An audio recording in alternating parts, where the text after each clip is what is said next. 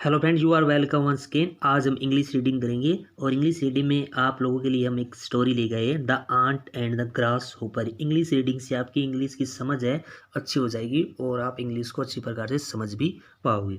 Start करते हैं। The ant and the grasshopper. चींटी और ग्रास होपर मीन्स होता है टिड्डा, राम का घोड़ा जिसे आप बोलते हो। Ant and the grasshopper, चींटी और राम का घोड़ा या टिड्डा, टिड्डा बोलते हैं। Were good friends. Were past की बात हो रही है यहाँ पे। थे गुड मीन्स अच्छे फ्रेंड्स। आंट और ग्रास ऊपर अच्छे दोस्त थे। इन द समर गर्मियों में, पूरी गर्मियों की बात हो रही है। इन द समर जैसे बोलते हैं ना, in the morning, in the evening.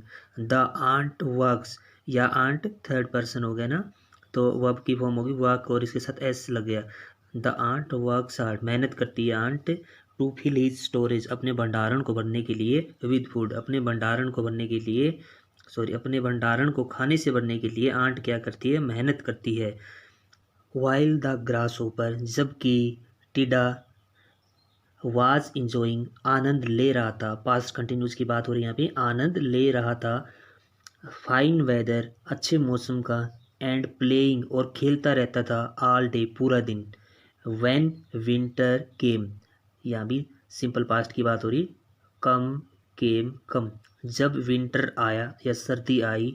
The ant was lying cosily, जो आंट है चिटी है, लेटी हुई थी, लेटी हुई थी कोजली आराम से। पास्ट कंटिन्यूस की बात हो रही है। इन हिज होम, अपने घर में। सराउंडेड मतलब उसके चारों तरफ क्या था, बाय फूड, उसके चारों तरफ खाना था।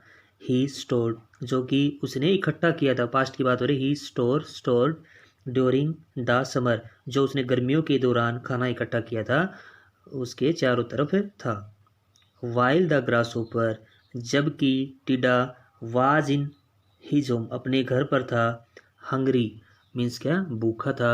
एंड फ्रीजिंग, और अपने आप को ठंडा महसूस कर रहा था या उसको ठंड लग रही थी क्योंकि विंटर की बात हो रही है। He asked the ant for food. Asked mean पूछना भी होता है और मांगना भी होता है। उसने आंट से क्या मांगा, खाना मांगा। And the ant gave him some, और आंट चींटी ने उसे गेव पास्ट की बात हो रही है, सेकंड फॉर्म आ गई। चींटी ने उसे कुछ दे दिया, कुछ खाना दे दिया। But it was not enough, परंतु यह काफ़ी नहीं था। To last the entire winter, पूरी सर्दी के लिए। इंटायर मीन्स पूरी, पूरी सर्दी के लिए खाना काफ़ी नहीं था। When he tried to ask the aunt again, when he, जब उसने tried मैंने कोशिश की, to ask मांगने की, the aunt चीटी से, again the letter replied, तो चीटी ने जवाब दिया। I am sorry my friend, मेरे दोस्त मैं माफ़ी चाहती हूँ। But my food is just enough for my family, परंतु मेरा खाना, बट माई फूड, परंतु मेरा खाना इतना ही है। फॉर माई फैमिली, मेरे परिवार के लिए। To last until the end of the winter, जिससे कि पूरी सर्दी निकल सके।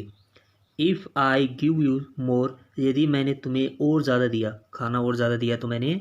वी टू विल स्टार्व, हम भी भूखे मरेंगे, या फ्यूचर की बात हो रही है। वी टू विल स्टार्व, या आर साइलेंट रहेगा आपका, स्टार्व, तो हम भी भूखे मरेंगे। तो स्टार्व मीन्स भूखा मरना।